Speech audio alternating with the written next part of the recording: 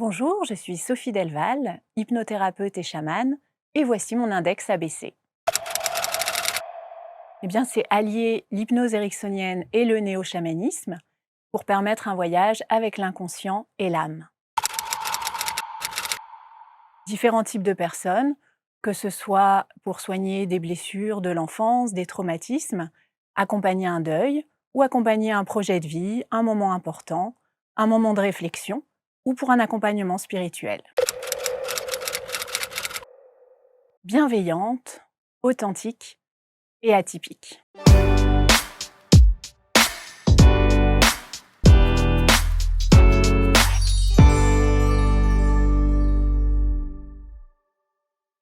Merci d'être avec nous. Voici un nouveau portrait index où nous allons avoir d'abord les pieds sur terre, mais sans doute la tête un petit peu plus en hauteur, si vous voyez ce que je veux dire, avec Sophie Delval qui est installée sur les canapés. Et quand vous voyez la posture, quand vous voyez également l'accessoire, vous comprenez tout de suite la thématique que nous allons aborder. Bonjour Sophie, Bonjour. merci d'être avec nous.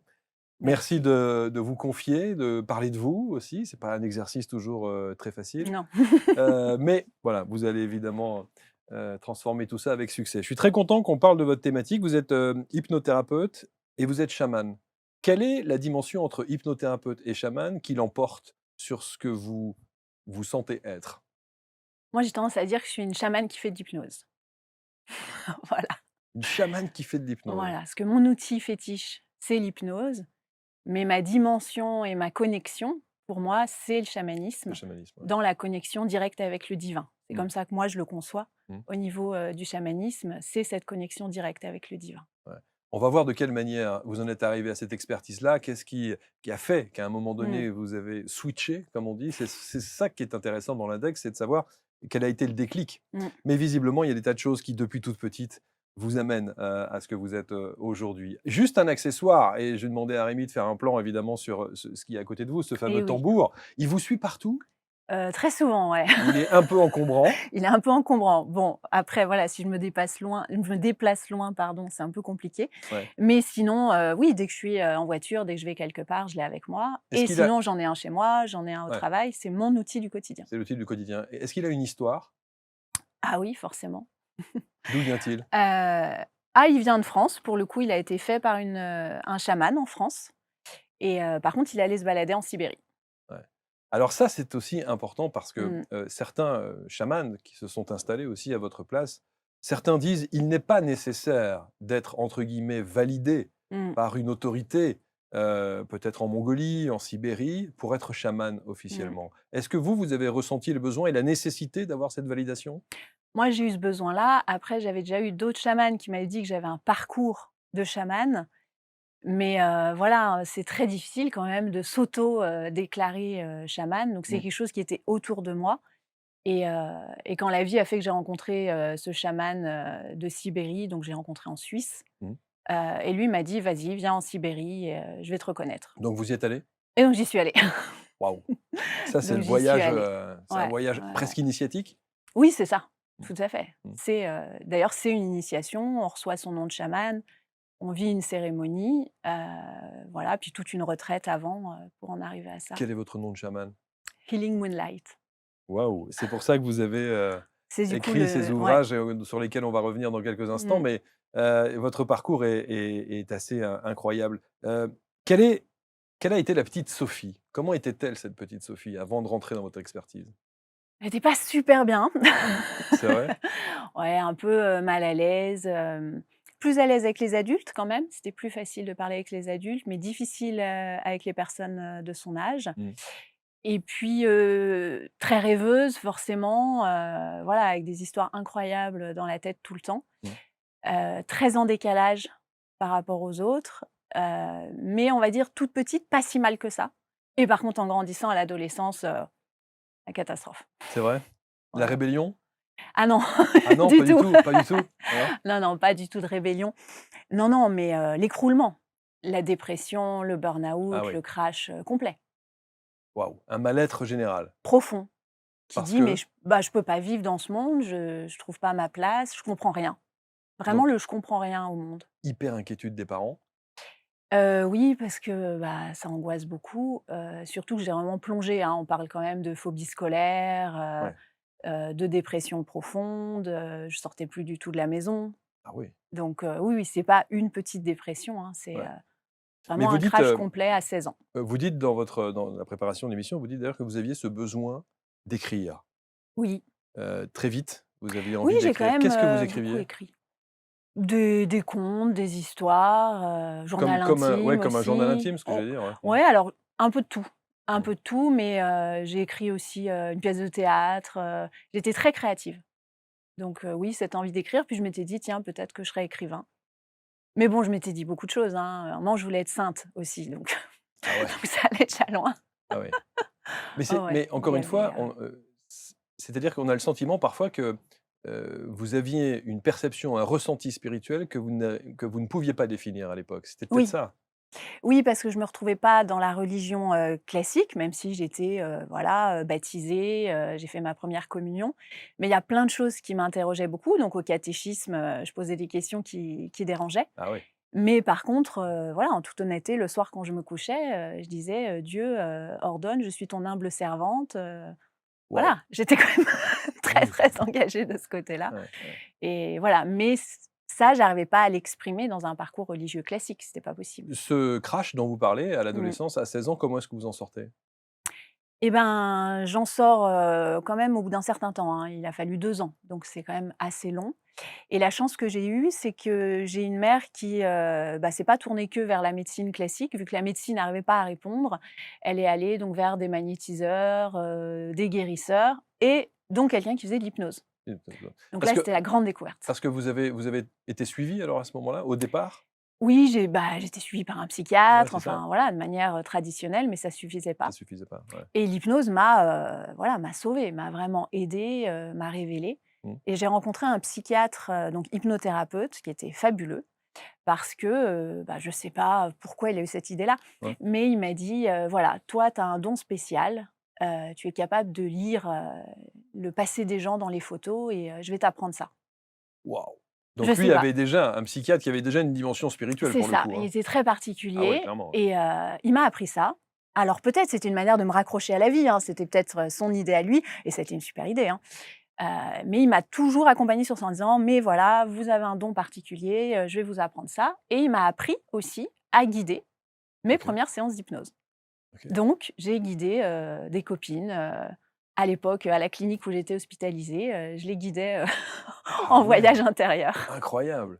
Et donc c'est Voilà. là où c'est une révélation qui vous pousse Mais j'ai à trouvé devenir ça d'abord génial. hypnothérapeute, Non, parce que je suis non? trop jeune, parce qu'à Oui, mais enfin 18 ans, on se dit: «C'est impossible de oui, faire oui, bien ça». sûr. Mmh. Mais au fond de moi, il y a cette porte qui s'ouvre Mmh. et je me dis, «Voilà, l'hypnose, j'adore et heu et je vais y revenir parce que ça me plaît». Mmh.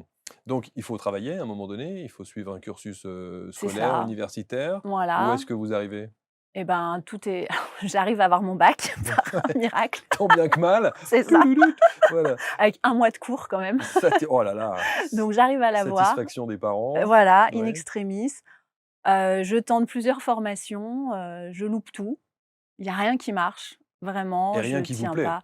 La phobie scolaire revient, Ouais. vraiment ça va pas, donc je retourne, je vais travailler, mais ça marche pas bien non plus. Je me fais virer au bout d'un mois partout où je vais. Oh là là. Non, il y a rien qui marche dans ma vie, vraiment. Après si quand même, je réussis à faire une école de théâtre, donc ça marche à peu près. Ouais. Bon, le théâtre se passe largement de mes dons parce qu'ils sont pas terribles. Donc c'est encore pas ça. Donc vraiment à chaque fois, c'est des choses qui bloquent. Il y a rien qui s'enclenche dans Ouais. ma vie. On sent que c'est laborieux, hein, quand même, hein. Tout est Ouais, laborieux. Donc je ouais, suis hôtesse d'accueil, histoire, de manger ouais. et puis, je retombe malade à ce moment-là. Cette fois-ci, c'est physique. Je fais une pyélonéphrite, en sachant que c'est la deuxième. Parce que tout le temps ah oui, j'ai oublié de dire, tout le temps où j'ai fait, en fait, mes études de théâtre, Mmh. je faisais des soins en magnétisme et en hypnose à, des gens de la classe qui venaient chez moi, s'allonger sur le Ouais, canapé c'est ça. et du moment que je fais ça, ça va dans ma vie et quand j'arrête, je tombe malade. C'est Incroyable. vraiment instantané. Ouais, ouais, ça prouve qu'il y a quelque chose à faire avec Voilà ça. et en fait, Et ça, vous le comprenez très vite ça? Vous comprenez bah, qu'effectivement, non, il faut 2 pyélonéphrites ouais, pour c'est que je ça, le comprenne. ouais. Non, non, il faut un peu de temps Et au bout d'un moment, voilà, je vois que ça va pas. Il y a rien qui s'enclenche dans ma vie. Le travail, ça marche pas. Les études, ça marche pas. Alors que, bah, même dans le théâtre, j'ai un bon carnet d'adresses, mais finalement, voilà, ça n'enclenche Ça pas. n'enclenche pas, Ça ouais. n'enclenche Ouais, pas. ouais.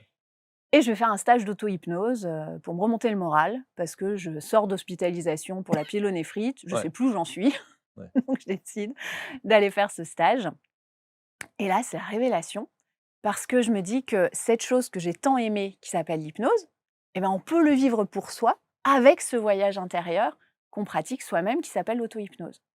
Là, coup de cœur absolu, je suis fan, j'adore et direct, je m'inscris à une formation d'hypnose dans la foulée. Mais vraiment, voilà, je me dis: «Allez, tant pis, je vais faire ça». Mmh. Je pense pas du tout m'installer, hein, j'ai 22 ans. Donc à 22 ans, je vais pas m'installer, mais je C'est-à-dire que fais la toute la la formation. la notion d'hypnothérapeute, elle est pas encore là? Non! Non, pas du tout. Moi, je fais de l'hypnose comme on va s'inscrire à l'escalade, Oui, c'est ça, oui. Ouais, voilà, ouais. et je décide de faire cette formation professionnelle pour le plaisir. Mmh. Et en fait, bah, j'ai de plus en plus de monde qui viennent s'installer sur mon canapé chez moi. Tous les gens que je connais dans le milieu du théâtre, finalement, veulent faire de l'hypnose Et ça leur fait du bien? et ça leur fait du bien et personne n'est intéressé par ce que je fais en théâtre et ça devient une évidence, en fait, d'ouvrir un cabinet. Waouh! Donc j'ouvre à 23 ans. Alors vous ouvrez donc ce cabinet donc vous êtes hypnothérapeute à C'est 23 ça. ans. Heu, à quel moment vous associez la dimension spirituelle du chamanisme avec votre pratique de l'hypnose? Et ben, en fait, à peine j'ai fini ma formation d'hypnose, je rencontre le chamanisme, vraiment par hasard, parce que j'ai adoré un protocole en formation d'hypnose et on me dit que c'est du chamanisme. Moi, j'ai jamais entendu parler de ce mot-là. Je dis: «Du chama quoi?» Et après, ben, en fait, voilà, j'enchaîne, je fais des recherches sur internet et puis vu que je fonctionne à l'instinct, ben, d'un coup, je dis: «Bah, voilà, je vais aller là» et je commence donc une formation aussi, en néo-chamanisme exactement. Et puis, bah, c'est le coup de cœur et finalement, vu que, je fais, du néo-chamanisme le week-end et que je fais de l'hypnose après, dès le lundi, bah, les 2 choses se mélangent Très naturellement. très naturellement. Sauf que ça veut dire qu'il faut inventer adapter, pas inventer, mais adapter un protocole, qui permette d'associer les 2. Bah, oui, parce qu'il y a tout à créer. À Bah oui, l'époque, on est quand même, voilà, il y a 19 ans, ça se faisait pas du tout. ah oui. Donc il faut, tout mélanger et c'est vrai que la grande rencontre, bah, c'est la rencontre avec, le tambour. Donc la première fois où moi j'ai entendu le tambour, bon, j'ai trouvé ça bien, mais la nuit, j'ai rêvé en fait que la chamane me passait le tambour et que je tapais le tambour. Et le lendemain, très naïvement, je vais la voir et je lui dis, «Bah, j'ai rêvé que vous me passiez votre tambour». Bon, elle le prend beaucoup plus au sérieux que Et moi et quand je elle le vous le dis en donne? rigolant. Elle me le passe, Bah voilà. je tape 3 coups et là voilà, ça me parcourt partout. J'ai l'impression Waouh! qu'il y a mon cœur qui bat, dans le bras, dans le tambour, que tout se mélange et là je me dis: «OK, il m'en faut un quoi. C'est une évidence, il me faut un tambour».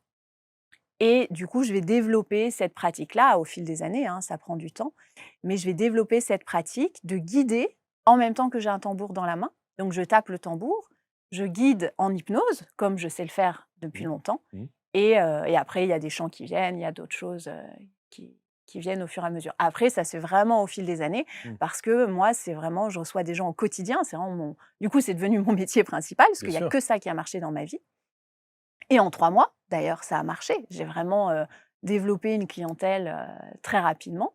Donc en fait, voilà, cette chose-là, dès qu'elle est entrée dans ma vie, tout s'est déroulé, alors qu'avant, tout était toujours bloqué, Ouais, ouais. ralenti. Donc la voie est ouverte. Ah la voie est ouverte, Et ouais. alors, je voudrais avoir une petite pensée, bien sûr, pour les voisins, du cabinet de Sophie. Ah oui, attendez, parce que j'imagine que le tambour s'entend, assez loin à la ronde, hein? Mais non, on peut taper doucement. On peut taper doucement. Bon, d'accord. Est-ce que les personnes qui viennent vous voir, vous dites patient, client, vous dites quoi? Alors moi, je dis client, Client, oui, parce ouais, qu'on dit que, le patient est passif, que ouais. le client est actif et aussi, question juridique, Oui, c'est ça. normalement, on Il n'y a pas emploie le une terme de connotation client. de santé, évidemment. Exactement. Alors, donc vos clients qui viennent vous voir, est-ce Mmh. que, ils viennent plus vous voir parce qu'il y a une dimension chamanique ou parce qu'il y a la dimension, hypnose? Alors au départ, il venait pour l'hypnose, en plus c'était très peu connu le chamanisme et puis moi je communiquais pas du tout dessus. Mmh, Le tambour il était caché, derrière mon bureau et je le sortais qu'à certains moments. Alors qu'aujourd'hui par contre les gens viennent pour la dimension, chamanique, c'est chamanique. ce qui les intéresse. Mmh, Souvent c'est des «déçus» entre guillemets de l'hypnose ericksonienne et ils veulent tester autre chose. mmh.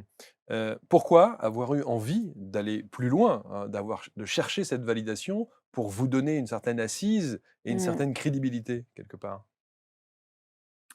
Bah, parce que, j'ai un besoin de reconnaissance, Ouais, ouais, ouais. tout simplement C'est toujours ça. et que, ce parcours, il a été, quand même assez chaotique. C'est-à-dire qu'à un moment, je voulais être psychologue et puis finalement, avec la phobie scolaire, j'ai pas fait ces études-là. Mmh, Donc entre guillemets, j'avais pas de diplôme. mmh. J'avais ma formation d'hypnose, mais dans le chamanisme, voilà, j'avais ce manque de reconnaissance et quand la vie m'a fait rencontrer donc ce chaman sibérien lors d'un voyage en Suisse, je me suis dit: «Bah, allez, Mmh. voilà, la vie m'envoie, le chaman, dont j'ai besoin Mmh. et j'y vais, quoi». Alors parlons de ce protocole que vous proposez. Hem, Si vous deviez le définir, le décrire, comment se met-il en place quand quelqu'un, vient vous voir? Voilà, vous avez un client, il rentre dans votre cabinet, il prend contact avec vous, le rendez-vous est fait, il arrive. À quel moment vous vous dites comment est-ce que vous ressentez le fait d'être, sur l'option hypnose pure ou sur l'option chamanisme ou peut-être éventuellement les 2 avec un protocole que vous avez déterminé? Mmh. Alors déjà, la première chose, c'est la connexion avec la personne. Pour moi, c'est ça le plus important. Donc quand la personne arrive, on va déjà discuter, Ouais. prendre le temps de discuter, de que vraiment, voilà, on va dire que je me connecte à la personne, que je m'accorde à cette personne-là. Selon ses croyances, on va aller tout de suite dans des dimensions très chamaniques Mmh. ou on ira, tout doucement ou même on restera sur des choses, beaucoup plus, entre guillemets, «terre à terre». Mmh. Mais il y aura toujours cette ouverture en fond d'écran. Et de toute façon, quand la personne, elle arrive dans mon cabinet, elle sait qu'elle est pas dans un cabinet classique. Mmh. Déjà, il y a le tambour qui est Mmh. juste à côté de moi, Mmh. il y a des bols tibétains, un peu de partout, il y Ouais, a ouais. des tentures, donc il y a tout un univers aussi. Donc elle vient jamais, par hasard, mais des fois, j'ai des gens qui sont au départ très terre à terre et qui finalement vont avoir besoin Ouais, qu'on ouvre cette d'aller plus loin. porte-là. Ouais. Donc d'abord, on discute. Moi, je m'adapte aux croyances de la personne Mmh.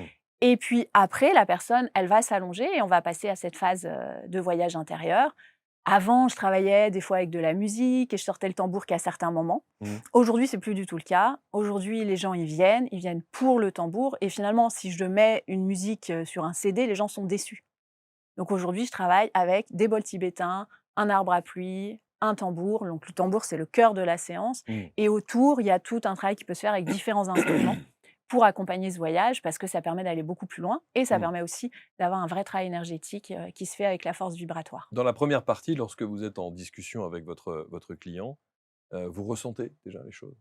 Oui, je ressens plein de choses, mais moi, je suis un diesel, comme je dis. Ouais, faut du temps. Voilà, Ouais, il faut du temps, il faut vraiment qu'il y ait, en fait, cette connexion qui se fasse par le biais de la confiance. ouais, ouais. Il faut que la personne se sente en confiance, sinon elle s'ouvre pas et moi, je vois rien, comme je dis, en rigolant et puis moi, c'est pareil, en fait. Si je me sens pas en confiance, j'arrive pas à ouvrir et voilà, à capter tout ce qui a besoin de venir.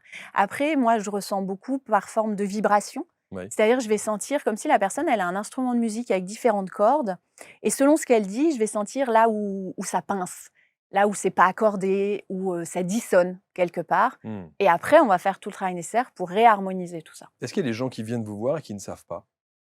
Oui, beaucoup Ils viennent et parce qu'ils ont un ressenti, c'est ça, voilà, qui est pas aligné, quelque chose ne va pas dans c'est leur vie, ça. mais ils n'ont pas un point précis sur lequel ils veulent travailler? Non, ils arrivent, on discute. Alors souvent, ils sont assez impressionnés parce qu'ils se disent: «Mais voilà, je sais pas Ah ce qu'il oui. faut dire, je sais pas ce qu'il faut faire». Je leur dis: «Non, mais on va se poser, on va Ouais, boire le thé et ouais, puis petit à petit, il y ouais, a des choses qui vont émerger» ouais. et souvent déjà à la fin de la discussion, les gens me disent: «En fait, je m'attendais pas à dire tout ça.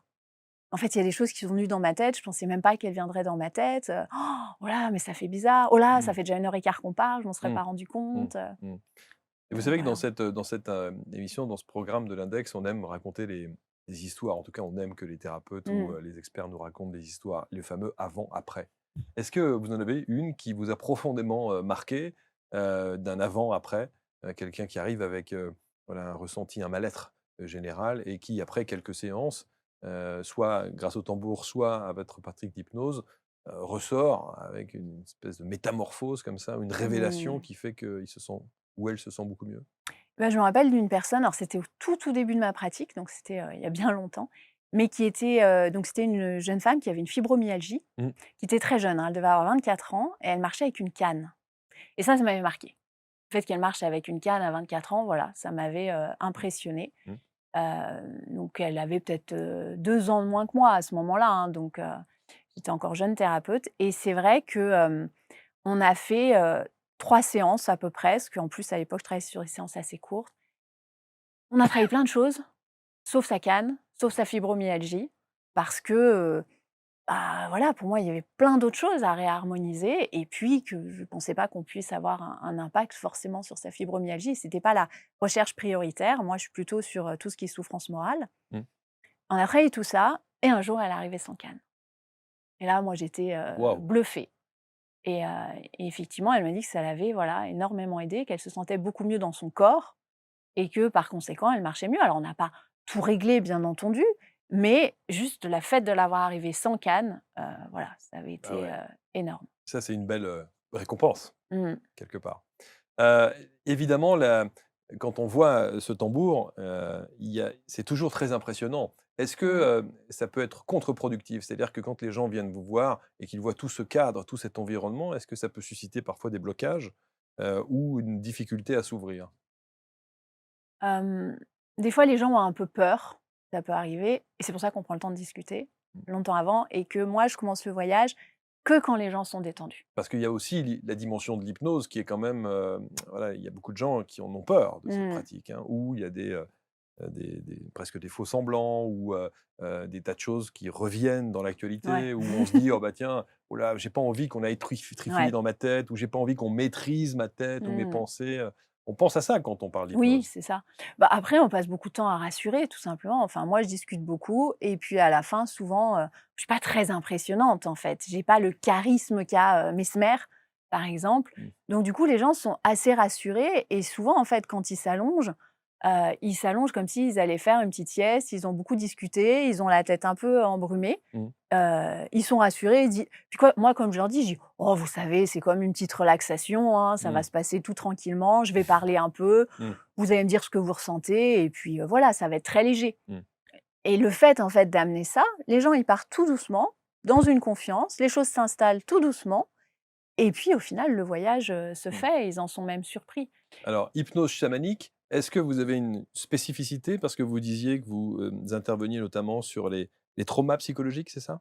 Oui, alors tout ce qui est traumatisme, souffrance morale, le deuil, beaucoup. Je Ouais, travaille aussi beaucoup, pour les morts, à ouais, la fois d'accompagner la personne qui vit, le deuil, ouais. mais aussi, d'accompagner le mort.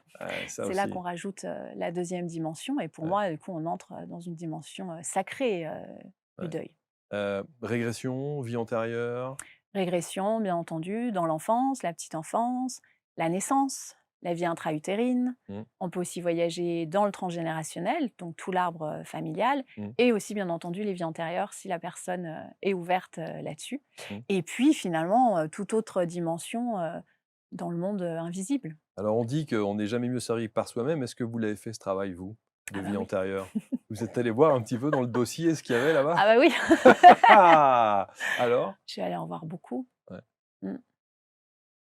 Est-ce que je raconte? Ah, il y en a qui disent que voilà, si on est chaman dans cette vie-là, c'est qu'on l'a été. Bah, ouais, précédemment, ouais. Voilà, une Ouais. belle connexion avec l'Égypte aussi. Ah, J'ai ouais, vécu, des choses assez fortes. ouais.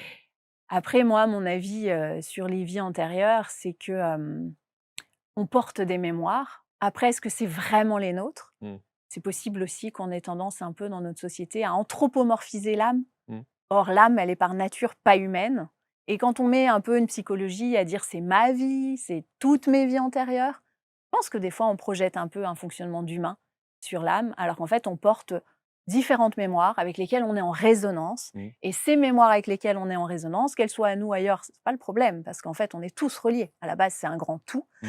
Donc en fait, on est tous avec des mémoires avec lesquelles on est en résonance. On vient sur terre pour cette vie-là et on chemine avec ces mémoires-là. Après se dire, j'ai été Mmh, ça nourrit un peu l'ego et des fois c'est pas très utile. mmh.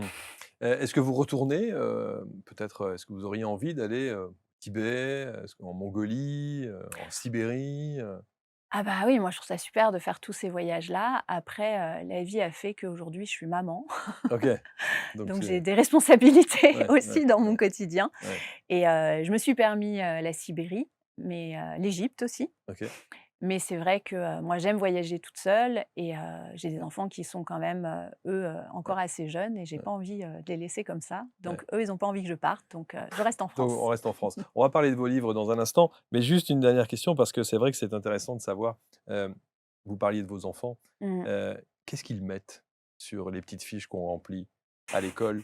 Profession de la maman. Qu'est-ce qu'ils Et qu'est-ce bah, qu'ils c'est bien ils donnent problématique. ils donnent cette phrase de: «Maman, elle est chamane». Ils le disent ça? Non? Alors malheureusement oui, donc il a Sérieux? fallu Aïe, aïe, rectifier aïe, ça. aïe, aïe! Oui, alors moi j'ai Je suis 2 enfants qui sont, diagnostiqués autistes Asperger, OK. donc ils sont, directs, ils mentent pas, comme maman, ils sont cash, Ah ouais, authentiques ah ouais. et du coup, il a fallu que je leur apprenne. Je leur ai dit: «Voilà, faut que tu mettes, plutôt, hypnothérapeute, ça passe mieux». Mais mon fils, des fois, il a dit: «Non, non, moi j'ai mis, que tu faisais, de la hypnose, chamanique». Ma fille, elle a dit à voix haute: «Ma mère, elle est chamane». Ce que j'imagine on n'a pas très, très bien compris dans l'institution, si quand même? Après, c'est plutôt les autres élèves qui ont posé des questions, «Alors ta mère, elle travaille avec les esprits?» Ouh là Mais là. voilà, mes enfants sont très à l'aise avec le sujet, Mmh, donc eux, ils en parlent, mmh. Bon. donc voilà. Et vous, qu'est-ce que vous dites quand on vous pose la question? Qu'est-ce que vous faites dans la vie? Vous dites hypnothérapeute? Moi, je dis que je suis Oui, hypnothérapeute, ça voilà, évite c'est de très simple. susciter C'est ça. quelques réactions un peu désobligeantes. Alors, vous disiez, et on l'a entendu tout à l'heure, qu'effectivement vous aviez ce besoin d'écrire, Mmh. depuis l'adolescence. Et aujourd'hui, bah, vous avez quand même matérialisé tous ces Mmh. écrits, avec l'ensemble de ces ouvrages. N'en jetez plus, la coupe est pleine, hein, il y a quand même ce qu'il faut. Alors, on va pas tous les présenter, évidemment, mais si vous deviez nous dire, à quoi correspondent tous ces livres? C'est votre histoire? C'est votre parcours? C'est quoi? Non, alors non, Pardon, je les ai pas lus, hein, mais bah alors, enfin. bah, je ne sais même mais parce que peut-être que vous me les avez pas envoyés aussi. Ah bah, c'est C'est ça. peut-être ça alors les gars. Alors, dites-moi. Alors, ces ouvrages, bah, ça correspond le premier, c'est quelque chose qu'on m'a demandé parce que, voilà, on est venu me chercher pour écrire un livre sur Celui-là? le deuil. Non, Non, sur pour le deuil? dépasser le deuil. Ah oui, pour dépasser le deuil, Donc c'est un celui-là. livre, voilà, qui OK, parle de comment, dépasser le deuil et ouais. ça a été vraiment une demande et c'est comme ça, en fait, que j'ai commencé, par l'écriture. Le jour où, mon prof d'hypnose m'a demandé d'écrire ce livre en collaboration avec lui et que finalement, au bout d'1 an, il m'a dit: «Bah, je vais pas pouvoir l'écrire, faut que tu l'écrives toute seule». Donc j'ai angoissé et puis finalement, je m'y suis mise. J'ai tout le programme qui est venu dans ma tête pendant une nuit Mmh. et du coup, j'ai choisi d'écrire. L'éditrice a adoré, elle m'a proposé de continuer d'écrire avec elle. Donc après, j'ai écrit «Réveillez votre énergie de guérison». Donc là, c'est C'est une celui-là. méthode pour apprendre à voyager intérieurement parce que Hop, j'adore voilà. enseigner le voyage intérieur forcément, Ouais, que je trouve, fondamental comme une hygiène intérieure. Après on a, celui-là. non, «Écoute le chant de la lune», D'accord. si on les fait de manière, chronologique. Écoute le chant de la lune, ça doit être celui-là. Voilà, Voilà, celui-là. OK. Donc qui est, un petit livre avec des petites méditations, sur un élément de la nature et en fait, la particularité de celui-là, c'est le premier où je commence à écrire en état de conscience modifié. OK. Donc je tape le tambour et dès que quelque chose vient dans ma tête, j'ai un élément, de la nature qui vient, qui me raconte quelque chose et hop, je file à l'ordinateur et je tape Ah et immédiatement. ça veut dire qu'il faut que vous lâchiez le tambour Ouais, pour aller pour ensuite aller écrire? écrire et D'accord. après je m'arrête et après il faut que je retape le tambour pour recontacter un autre message et aller l'écrire. Donc celui-là, c'est le premier qui s'écrit comme ça. 55 méditations chamaniques. Voilà et lui, il vient juste après la Sibérie, là où je viens de recevoir, mon nom de chaman et où tout ce parcours, se fait. Celui-là? Entre-temps, on a encore un autre, Moi je voulais mettre celui-là, hein, mais mais non, ça non, on non. finit, C'est oui, c'est dans l'ordre. Oui, oui, c'est c'est dans dans l'ordre. l'ordre. Oui, oui, absolument, absolument. Après, on a 10 mois grand-mère lune. Ah oui, c'est le petit là. Celui-là, le Voilà, petit, voilà c'est le celui-là. livre du confinement. Ah! Vous avez écrit ça en 2020? Voilà, c'est ça. Je l'ai écrit, bah, pendant le confinement. Ouais. Moi, j'écris toujours sur commande, c'est-à-dire je ressens un message qui me dit: «Tu vas écrire à telle date sur tel sujet». Et là, effectivement, mes guides, enfin on appelle ça comme on veut, m'ont donné le message que j'allais écrire, à partir de mi-mars. Je leur ai dit que j'avais pas le temps et que je voyais pas comment j'allais écrire. Mmh. Bah si, en fait. Et bah si, en fait, il y a eu le confinement. Mais c'est-à-dire qu'en fait, vous n'avez pas le choix. Non, je n'ai pas le choix. J'écris que quand le message vient, je ne choisis jamais les thèmes de mes livres. Et donc le fameux dernier, 365 messages de la roue de médecine chamanique. Donc c'est, voilà, un gros livre, que j'ai adoré écrire parce que c'est un gros parcours. J'ai tapé le tambour pareil, tous les jours pour recevoir un message et en fait, je l'ai écrit tous les jours pendant 1 an, exactement. Donc je n'ai pas loupé un seul jour. Des fois, on me dit: «Oh mais peut-être tu as triché un peu, peut-être tu as tapé le tambour plusieurs fois dans la journée». Pas du tout. J'ai Jour par écrit jour. tous les jours pendant 1 an, pile poil. Même l'éditrice était surprise que je m'y tienne.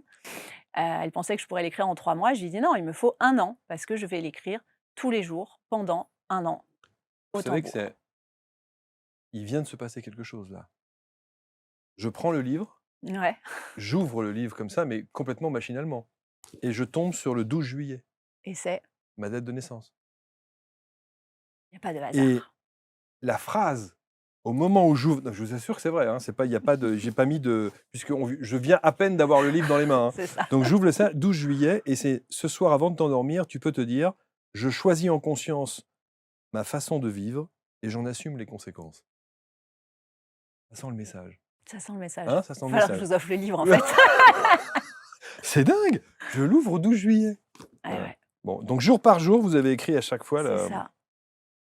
c'est assez, et les illustrations, c'est vous qui les avez faites aussi?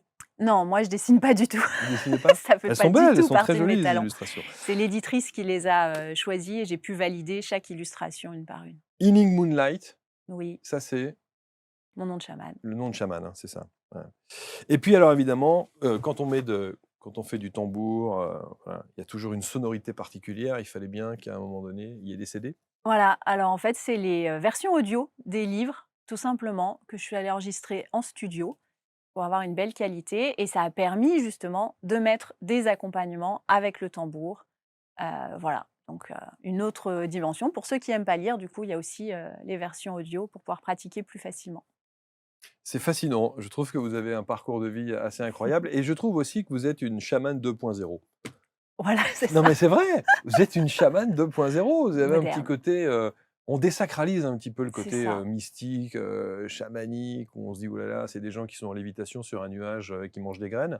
Non, Non. j'ai une cliente qui dit que je fais du chamanisme pragmatique. Ben oui, J'aime bien mais c'est le vrai, c'est terme. vrai, c'est vrai. Après, moi, je me considère comme mystique dans cette connexion avec le divin, Mmh. mais c'est d'avoir les pieds sur terre aussi. Donc moi, je ne suis pas une porteuse de tradition. La vie m'a pas fait naître dans une tribu. Si elle avait voulu que je sois porteuse de tradition, je serais née dans une tribu. Mmh. C'est pas le cas. J'ai rencontré un chaman qui a aussi un côté très moderne, et Mmh. pour moi, ça a validé cet aspect-là. Mmh. Et j'aime bien justement sortir le chamanisme de ce côté trop enfermé dans de la tradition, parce que le but, c'est quand même d'évoluer. Ouais. Et cette connexion avec l'âme et avec le divin, c'est quelque chose qui doit être dans la matière au quotidien et pas juste réservé à une élite dans des rituels très précis dont on n'a pas le droit de déroger. Mmh. En tout cas, c'est passionnant. Il faut vous lire, évidemment, parce que, je trouve que, cet accompagnement, c'est complémentaire de ce que vous proposez. Mm. Je sais que vous êtes du côté d'Annecy. Oui, c'est Ça ça. veut dire qu'il faut venir à Annecy ou on peut faire autrement? Ah, on peut venir ainsi, on peut acheter les livres On peut en acheter les librairie livres, facilement. évidemment. Chez Jouvence, il y a Jouvence, hein? Il y a Il y a Jouvence Jouvence, pour il y a celui-ci et Édition Bussière aussi. édition Bussière, absolument. Et sinon, il y a de l'auto-édition, donc il faut passer par moi. Bon Il y a un peu et de tout. et donc pour être en cabinet, ça ne peut être évidemment que chez vous. On peut pas faire des choses, à distance en Si, visio si ça vous peut le être faites? aussi, par téléphone. Je fais Par pas téléphone? ouais, par téléphone, Pas de la visio? connexion est très bonne. Pas de visio. OK. Il y a trop de décalage entre l'image et le son et moi, ça perturbe tous mes ressentis. Ah Donc OK, j'arrive pas d'accord. du tout à travailler avec l'image. OK. Par contre, au téléphone, ça marche très, très bien. J'ai, des clients, déjà, en Belgique, en Allemagne, j'ai eu quelqu'un au Mexique. Donc voilà, le téléphone, ça marche très bien. Pourtant la sonorité du téléphone, il y a un diapason qui est très particulier quand Oui, même. mais il y a la connexion avec la voix qui se passe quand même. Après, je travaille qu'au tambour, au téléphone. Je Mmh. travaille pas avec d'autres instruments parce que ça passe pas par le téléphone. Mmh. Mais le tambour marche assez bien. Et puis les gens, je leur dis de mettre un casque. Mmh. Et en fait, vu que moi aussi j'ai un casque, ils entendent très très bien ma voix, qui leur OK arrive directement dans les oreilles. Et dans le fond sonore, ils ont le tambour. Et du coup, ça marche très et bien. du coup ça marche très bien. Donc voilà. Et pour ceux qui veulent apprendre le voyage intérieur, j'ai aussi fait du coup un programme à distance par vidéo pour avoir aussi une bonne qualité qui permet que chacun puisse apprendre le voyage intérieur tranquillement chez soi. L'hypnose chamanique, hypnothérapeute, le chamanisme évidemment, auteur, on l'a bien vu avec l'ensemble des ouvrages que l'on vient de vous présenter, Sophie Delval et autour de cette vidéo, vous avez bien entendu l'intégralité des réseaux et des liens, pour rentrer en contact avec, Sophie et puis, vous faire accompagner parce que parfois, ça peut faire du bien. Il y a des gens qui viennent juste pour tester, Oui, parce qu'ils n'ont pas de problème particulier, mais ils veulent juste tester. ils veulent découvrir, ouais. Ils veulent découvrir. Du moment qu'ils sont prêts, que voilà, ils s'ouvrent Oui, bien vraiment quand sûr, même. bien Si on sûr. vient juste tester sans s'ouvrir, ça marche pas. Ouais. Mais si on accepte, voilà, de s'ouvrir et de vivre le voyage, ça se Mmh. passe très bien. Il vous arrive de dire, «Je ne vois pas, je ne Oui, ressens pas»? oui. S'il y a pas de connexion, je le dis: «Bah là, non, j'ai rien». Mais en général, Il y a toujours un truc qui se passe. oui, puis si ça Bah se oui. passe pas, c'est que la Ouais. personne, elle aussi, elle est pas à l'aise et Oui, finalement, oui, c'est oui, bien normal sûr, que bien ça sûr. s'arrête. Ouais, bien sûr. Merci beaucoup, Sophie. Bah, avec plaisir, Merci merci. infiniment. Merci, vous, commentez, vous partagez, bien entendu. Vous avez donc, comme je vous le disais, les liens et on se retrouve très vite pour un prochain index et un prochain portrait. Salut.